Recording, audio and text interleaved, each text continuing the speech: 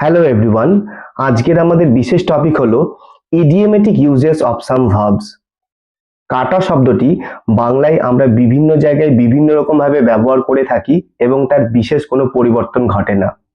সমস্যা হলো ইংরেজিতে এই কাটা শব্দটি বিভিন্ন জায়গায় বিভিন্ন রকম ভাবে ব্যবহার করতে গেলে তা চেঞ্জ হয়ে যায়।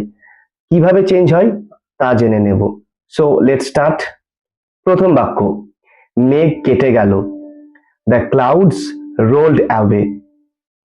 পরের বাক্য, প্রথম লাইনটা কেটে দাও। Pen through the first line. পরের বাক্য, আমার সময় আর কাটে না। Times hangs heavy on me. একটা লোক ট্রেনে কাটা পড়েছে।